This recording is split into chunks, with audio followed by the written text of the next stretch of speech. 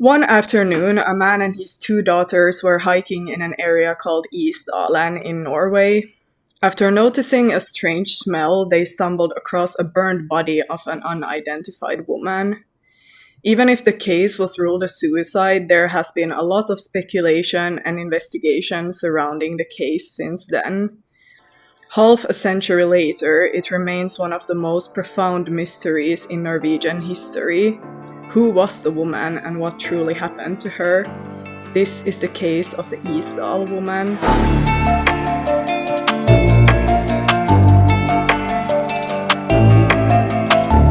So hello everyone and welcome to my channel. My name is Elin and on this channel I cover true crime cases that have occurred in the Nordic countries. Some content warnings before we start this case. This case will include talks about suicide, so if that's something that you don't want to watch, then I suggest you click out of this video now. If you like my channel, please subscribe, and now let's get into the case that happened in Norway. On the morning of 29th of November 1970, a man who was a professor and his two young daughters, 10 and 12 years old, were hiking in an area known as Isdalen in Norway, and this translates to the Ice Valley. This place has also been nicknamed Dødsdalen, which translates to the Death Valley, due to the area's history of suicides, people found dead, and a more recent string of hiking accidents.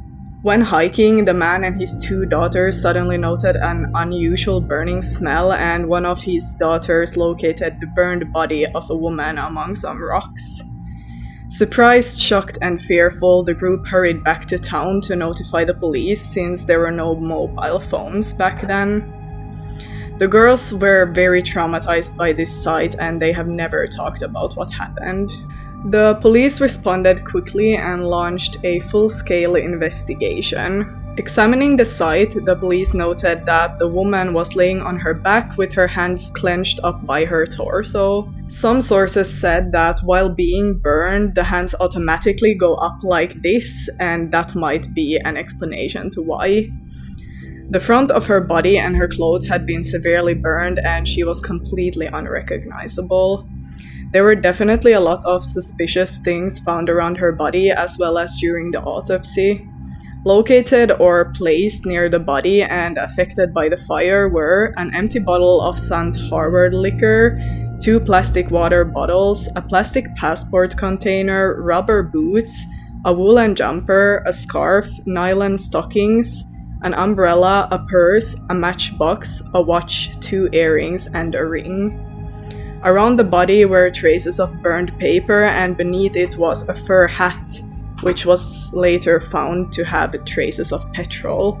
All identifying marks or labels had been rubbed off, and there were no other fingerprints at the scene.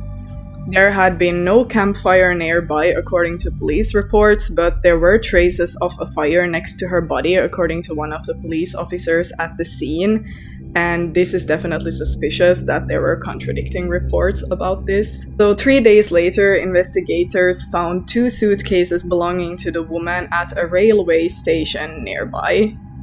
These suitcases contained a coded note as well as disguises. In the lining of one, the police discovered 500 Deutschmark notes, and among other items they found clothing, shoes, wigs, makeup, eczema cream, 135 Norwegian crowns, Belgian, British, and Swiss coins, maps, timetables, a pair of glasses, sunglasses with fingerprints that matched the body, and cosmetics. They also found a notebook with only one side of text. As with the body, any possible identifying information had been removed. They connected the shoes to a shoe store, and the owner remembered her visiting the shop. He said that she was speaking English but with a clear accent and that she smelled strongly of garlic. So an autopsy concluded that the woman had died from taking some kind of calming or sleeping pills before dying from the smoke or fire.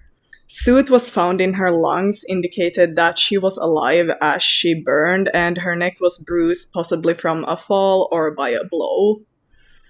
Analysis of her body and stomach showed that she had consumed between 50 and 70 sleeping pills, and found next to her body were a further of 12 sleeping pills. At autopsy, her teeth and jaw were removed due to her unique gold-filling dental work, and tissue samples of her organs were taken. Her teeth were actually in a very bad condition for her believed age, and she had a lot of work done to them, which was not common in Norway during this time. They could not conclude how long she had been dead before she was found or how long she had been in the valley. So the police then launched an appeal for information in the Norwegian media regarding the case, and the last time that she was seen alive was on the 23rd of November when she checked out of room 407 of the Hotel Hordaheimen, and this was about a week before she was found. Hotel staff told the police that she was good-looking and roughly 1.63 meters tall with dark brown hair and small brown eyes. She was believed to be around 25 to 40 years old, but later investigations have showed that she was at least 40 years old. Hotel staff noted that the woman kept mainly to her room and seemed to be on guard. When she checked out, she paid her bill in cash and requested a taxi. When she checked out, she paid her bill in cash and requested a taxi. Her movements between then and the discovery of her body remain unknown. Police also determined that the Isdal woman had traveled around Norway and Europe with at least 8 fake passports and aliases. While details such as birthdays and occupations changed from one form to another that she filled in at hotels, she consistently gave her nationality as Belgian, and the forms were filled out in either German or French.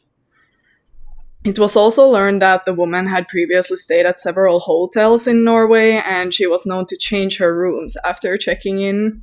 Composite sketches based on witness descriptions and analysis of her body were then circulated in many countries, and I will insert them in the video. The first one is definitely not as clear as the second one. The unknown woman was never identified, and the case was quickly closed. The authorities concluded that she had committed suicide by taking sleeping pills, but others believe that there is evidence that she was murdered. Many questions remain unanswered about the case, especially the reasons for the woman's different identities and unexplained travel plans. Therefore, different theories have been brought up, and the first theory is that she was a spy or a secret agent. Multiple investigations point to the possibility that she was some kind of spy, possibly a Russian spy. This was an era when Russian spies were collecting information about other countries because of the Cold War. Norway had also experienced other strange disappearances in the late 1960s close to military installations, which also traced back to international spying. It was also revealed that many of the woman's movements seemed to correspond with top-secret trials of the Penguin missile, which was some kind of missile active during this time. A fisherman is also reported to have recognized the unknown woman while observing military movements. So, could she possibly have been monitoring this top-secret missile, or could she possibly have been spying for a non-government group, or if she was a spy, did she get tired of her job and commit suicide, or did she make a mistake that simply got her killed? The second theory is that she was a part of some kind of professional organization or a gang. The 9 identities used in hotels could imply the involvement of a very professional organization or involvement in a crime gang. None of her passports were ever found, which makes this more likely. She could have possibly been meeting someone for some kind of secret meeting, since this place was not very trafficked during this time. Or then she could have possibly been on the run from someone and the person finally caught up to her, or maybe she just could not take it anymore and committed suicide. There are just so many possibilities with this theory as well. The author Dennis Sacker Ask, in a book about the case, proposed that the woman could have been a sex worker. This is based on the way that her route was planned, her wish to remain anonymous, her behavior at hotels, and based on the fact that different men she witnessed meeting never came forward. He argued that another person was likely at the crime scene when she died based on evidence from the scene and her medically intoxicated condition in the hours before her death. He said that there were arguments that supported the death being either a murder or assisted suicide and believed murder to be the most likely. My question with this is then why she was murdered, because there's not really a motive connected to this theory. I also want to point out that the police investigation suddenly shut down pretty quickly, and many people believe that this was some kind of cover-up. Some people working on the case have later stated that the case was frustrating and that they had a feeling that barriers were put on their work, which is definitely a bit suspicious. So the taxi driver who took the woman from the hotel to the railway station was never found, and in 1991, a taxi driver wishing to remain anonymous said that after picking up the unknown woman at a hotel, they were joined by another man for the ride to the train station. The unidentified woman is today called the Isdal Woman, and on the 5th of February 1971, the woman was given a Catholic burial in an unmarked grave at the Mölndal graveyard. The funeral was attended by 16 members of the police force, which is just so sad that none of her family members attended her funeral. She was buried in a zinc coffin to both preserve her remains and for the ease of digging out her body from the ground if needed. After 47 years, the case was reopened, and in 2005, a Norwegian person told a local newspaper that after seeing the sketch circulated, he had suspected that the dead woman was a woman that he had seen 5 days before the body was found when he was hiking. Surprisingly, she was dressed lightly for the city rather than a hike and was walking ahead of two men wearing coats who looked southern. She appeared resigned and seemed about to say something to him, but she did not. This man claimed that he went to someone he knew at the police station to report this, but was told to forget about it. Therefore, his name or sighting was not recorded at the time. In 2017, analysis of the woman's teeth taken from her unburied jawbone indicated that the woman had been born in about 1930 plus or minus 4 years in Germany, but had moved to France or to the France-Germany border as a child. This matched earlier analysis of her handwriting, which suggested that she had been educated in France or a neighboring country. Analysis also indicated that she had been to a dentist in either East Asia, Central Europe, Southern Europe, or South America. She was also likely raised in French-speaking Belgium. She also seems to have had a French passport based on the fact that an unidentified French national was registered on one of the flights she took to Norway.